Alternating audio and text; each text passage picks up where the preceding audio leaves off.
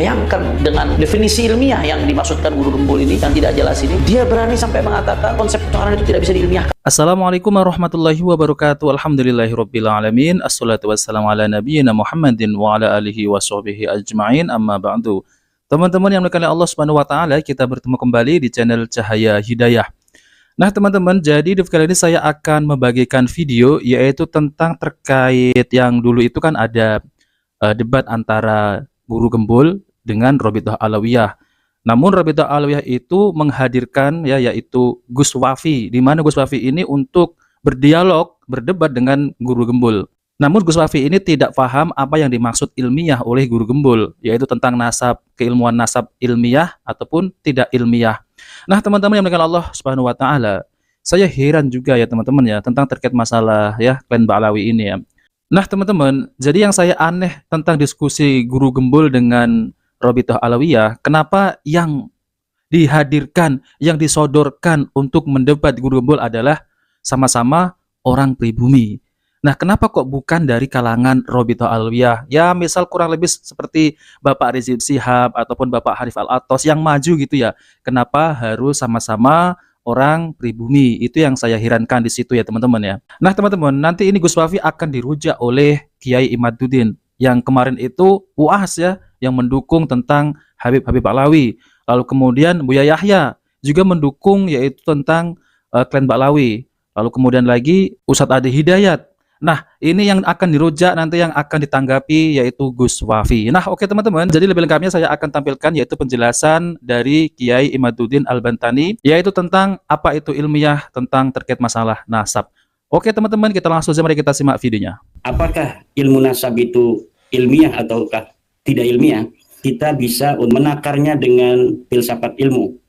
Apa yang diutarakan oleh Ustadz Wafi itu tidaklah representasi daripada pemikiran gaya-gaya santri di Nusantara, terutama santri Nahdlatul Ulama yang sudah belajar teori tentang logika di dalam ilmu mantik. Nanti akan saya buktikan bahwa Ustadz Wafi ini benar-benar tidak merepresentasikan daripada keilmiahan yang telah diperoleh para santri di pondok pesantren. Sebelum kita berbicara apakah ilmu nasab itu merupakan sebuah ilmu yang bisa dikatakan ilmiah, kita harus tasawur dulu. Apa itu ilmu, apa itu nasab kan? Pertama, ilmu itu apa sih ilmu itu? Ilmu itu menurut etimologi kan maknanya adalah idrakus syai'i ala ma huwa bih. Menemukan sesuatu apa adanya, sesuai dengan kenyataan. Itu secara etimologis. Sedangkan secara terminologi, bahwa ilmu itu adalah majmu'ul usulil kulliyah. Kumpulan teori-teori umum. Kumpulan kaidah-kaidah umum yang untuk definisi yang kedua ini lebih khusus sebagai definisi dari seperti ilmu kalam itu apa, ilmu biologi itu apa, ilmu nahwu itu apa, ilmu sorof itu apa. Itu definisinya adalah majmu'ul usulil kulliyah, kumpulan teori-teori dan konsep-konsep yang bersifat universal, yang bersifat umum. Nah, inilah nanti yang akan kita kaji, karena ilmu nasab juga merupakan sebuah majmu'ul usulil kulliyah, kumpulan dari kaidah-kaidah yang umum. Kita uji kaidah-kaidah umum ini apakah sesuai dengan kaidah-kaidah ilmiah. Nah, kalau kita bicara tentang ilmu nasab, di dalam ilmu nasab itu ada kaidah-kaidah. Nanti kaidah ini kita takar dengan epistemologi, kita takar dengan ontologi, kita takar dengan aksiologi, kita takar dengan teori korespondensi, kita takar dengan teori koherensi. Contohnya begini, teori tentang suhra istifadah. Teori suhra istifadah kita ambil contoh di dalam kitab Rasail fi Ilmil Ansab. Bahwa suhra istifadah itu bisa digunakan sebagai sebuah tool untuk menetapkan nasab dengan syarat adamul mu'arid. Tidak adanya negasi di sana. Apabila ada negasi, maka surah istifadah ini batal. Itu teori, ada di dalam kitab Rasail fi Ilmil Ansab. Jadi surah istifadah bisa digunakan sebagai salah satu tools di dalam penetapan nasab, tetapi dirinya secara ontologis mempunyai syarat epistemologis, yaitu syaratnya adalah adamul mu'arid. Tidak boleh ada negasi di sana. Apabila ada negasi, maka surah istifadah ini batal. Lah ini apabila kita kaji secara epistemologis tadi, ini tidak akan bertentangan dengan prinsip-prinsip dan syarat-syarat ilmiah. Sebuah pernyataan menurut teori koherensi itu bisa dinyatakan benar apabila sesuai dengan pernyataan sebelumnya yang juga dianggap benar. Apabila teori syuhra istifadah ini dengan syarat yang tadi saya sebutkan, yaitu adamul mu'arid, yang disebutkan oleh Syekh Hasan Al-Kalidari, Syekh Sayyid Husain bin Haidar Al-Hashimi dalam kitab Rasail fi Ilmil Ansab, bahwa surah istifadah tidak berdiri sendiri sebagai sebuah tools untuk menetapkan nasab, tetapi dia memiliki sebuah syarat, yaitu adamul mu'arid. Apabila syarat ini tidak ada, baru ini tidak bisa dikatakan ilmiah, karena tidak sesuai dengan syarat-syarat ilmiah. Di mana di dalam syarat ilmiah, semua orang yang kuliah itu sudah tahu bahwa pertama dia harus bersifat logis, dan yang kedua dia harus bersifat empiris.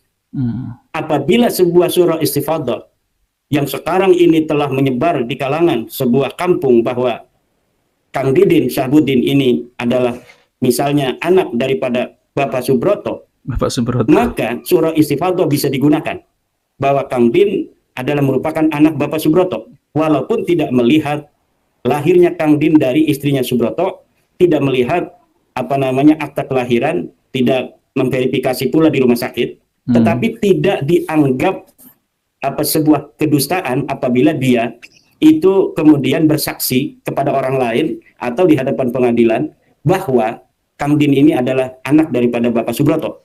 Nah, tetapi ketika ada mu'arid, ada negasi, yaitu ada orang yang mento'an bahwa Kang Din ini bukan anak Bapak Subroto, dia asli orang Banten, bapaknya orang Petir, namanya Muhammad misalnya, ini datanya, itu namanya mu'arid. Maka surah istifadah ini hancur lebur, tidak bisa digunakan lagi sebagai sebuah tools untuk menetapkan nasab. Nah, ini logis, ini ilmu nasab yang dipahami oleh para ahli nasab. Salah satu kaidahnya adalah dalam cara menetapkan nasab menggunakan teori surah istifadah, tetapi dirinya secara ontologis mempunyai syarat adamul mu'arid. Tidak seperti yang dipahami Ustadz Duafi, Ustadz Hanif Alatas, orang-orang Rabi Talawiyah, bahwa apabila surah istifadah ini sudah bisa digunakan untuk menetapkan nasab. Kalau sudah surah, sudah bisa digunakan. Ini kan yang sering kita dengar. Ini tidak masuk akal dan tidak masuk logika. Maka apabila ditaruh di meja filsafat, ditaruh di meja munakasah, ditaruh di meja orang berakal, ditaruh di meja orang-orang pintar, itu teori itu dengan sendirinya akan runtuh, akan ditertawakan oleh peradaban. Sebuah teori yang ketika ada negasi, yang negasi ini kuat, kemudian tetap harus diterima karena sudah ada pernyataan lebih awal. Padahal pernyataan lebih awal ini tidak sesuai dengan pernyataan-pernyataan sebelumnya yang dianggap benar. Misal kitab-kitab nasab yang ada sebelumnya. Nah, ini yang saya kira yang harus dipahami. Banyak orang juga yang mendukung saya, kemudian mengatakan bahwa Guru Gembul kebablasan. Tidak. Karena apa yang dikatakan oleh Guru Gembul bahwa ilmu nasab tidak bisa dipakai atau tidak bisa memenuhi syarat-syarat ilmiah, menurut saya adalah ilmu nasab yang dipahami dari Ustadz Wafi, ilmu nasab yang dipahami dari Ustadz Hanif Alatas, ilmu nasab yang dirinya goyah, yang tidak dibangun berdasarkan tiang-tiang beton yang kuat dari tradisi-tradisi silogisme Islam yang sangat kuat, dengan muqaddimah sughra, muqaddimah kubra, dengan hujjah-hujjah yang ada. Nah, ini tidak dibangun seperti itu. Makanya saya katakan bahwa apa yang dikatakan oleh Ustadz Wafi tidak merepresentasikan bagaimana cara para santri Indonesia, santri Nusantara memahami ilmu nasab.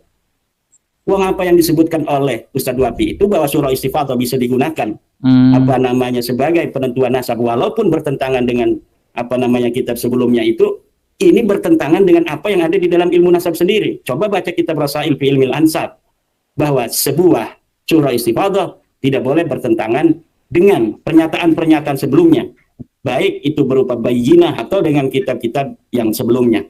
Teori kitab nasab, bagaimana teori kitab nasab dipahami oleh Ustadz Hanif Alatas, oleh Ustadz Wafi, bahwa apabila ada khatun nasabah, cukup ini. Apabila ada seorang ahli nasab sekarang ini menulis nama-nama sampai Nabi Muhammad, maka ini yu'malu bihi, harus diterima, harus diamalkan fil qadimi wal hadis. Baik untuk yang sekarang maupun untuk yang lalu. Nah, ini tidak masuk akal dan tidak masuk logika. Apakah apa yang disebutkan oleh Ustadz Wafi, oleh Ustadz Hanif Alatas, apabila sudah ada kitab nasab yang hari ini dikarang menyebutkan bahwa apa namanya itu Ba'lawi ini turun Nabi, apakah ini bisa diterima ataukah tidak? Kita lihat di dalam kitab Rasail fi Ilmil Ansab bahwa syarat sebuah kitab nasab itu alla takuna mukhalifatan lil usul. Tidak boleh berbeda dengan kitab-kitab sebelumnya. Nah, tidak boleh berbeda dengan kitab-kitab sebelumnya. Ini sesuai dengan teori koherensi. Sesuai pula dengan teori korespondensi. Dalam kitab Wafi tidak representasi dari santri Nusantara. Tidak ilmiah, yang teori nasab, surah istifadah, walaupun bertentangan dengan bayinah, bertentangan dengan pernyataan sebelumnya dalam kitab nasab, itu harus diterima. Itu tidak benar. Ilmu nasab sepanjang yang saya kaji, itu bisa untuk ditaruh di meja munakosah. Kediriannya itu sebagai sebuah ilmu yang di sana ada majmu'ul usulil kulliyah, ada teori-teori, ada konsep-konsep. Ilmu nasab ini bisa untuk dipertanggungjawabkan secara ilmiah. Nah, teman-teman yang dimuliakan Allah SWT, jadi itulah ya tanggapan dari Kiai Imaduddin tentang terkait masalah debat antara Guru Gembul dengan Robito Alawiyah. Namun yang disodorkan adalah Gus Wafi, ya tentunya adalah santri pribumi ya teman-teman ya. Nah teman-teman, jadi ini saya akan membacakan komentar yaitu daripada netizen ya. Tapi memang kalau kita lihat ya, yaitu Kiai Imaduddin ini orangnya cerdas dalam ya menerangkan tentang nasab ya teman-teman. Di sini saya akan bacakan ya. Masya Allah, luar biasa cerdas penjelasannya dan pemahaman ilmu nasab Kiai Haji Imaduddin yang sangat logis dan ilmiah. Terima kasih Kiai atas pencerahan ilmunya, mencerdaskan umat, bukan seperti oknum-oknum Habib dan Kabib-Kabib yang suka menakuti dan membodohi umat. Maju terus Kiai Nusantara, amin. Lalu kemudian di sini saya bacakan lagi ya, yaitu Ujang Dedi Hujunaidi ya. Acungkan jempol kepada Kiai Imad. Terima kasih. Ini ilmu mencerdaskan bangsa, khusus bagi kami yang kurang ilmu. Tidak membodohi umat. Semoga sehat selalu. Lalu kemudian dari Ahmad Gesan. Bahasanya mudah difahami, sederhana, tersusun, dan tidak muter-muter. Lalu kemudian ada Nur Rahman. Kan Dr. Sugeng dah bilang kalau standar otaknya si Gus Wafi ini masih berstandar beruk. Ini parah ya teman-teman ya. Terima kasih Kiai Imad telah mencerdaskan pribumi. Semoga Muhibbin mau lepas dari kebodohannya dan sadar sesadar-sadarnya, mau membuka hati dan pikirannya. Amin. Lalu kemudian dari Budi Susilo. Alhamdulillah saya tercerahkan karena sebab adanya diskusi di Robito Alawiyah, jadi tahu siapa yang benar dan siapa yang salah. Mantap Kiai Imaduddin. Lalu kemudian ini ada Puji Sutikno, Kiai Imaduddin Utsman Al-Bantani, seorang ulama alim alamah yang menjelaskan suatu ilmu dengan bayinah, jelas dan masuk akal. Masya Allah Kiai Imad, wawasannya luas banget ya. Kami 3 kabupaten, wow 3 kabupaten mendukung Kiai Imad. Lalu kemudian di sini jelas sudah cetowelo-welo kalau Wafi dan Hanif bukan kelasnya Kiai Imaduddin. Sangat jauh, mereka hanya jago framing ya. Kiai Imaduddin masih tetap menggunakan adab menyebut Mas Wafi dan Mas Hanif dengan sebutan Ustadz. Sementara Mas Wafi dan Mas Hanif sering menyebut Yai Imad, hanya menyebut namanya aja. Kedua orang tersebut tidak sadar kalau telah dirasuki kesombongan. Nah teman-teman yang dimuliakan Allah Subhanahu wa Ta'ala.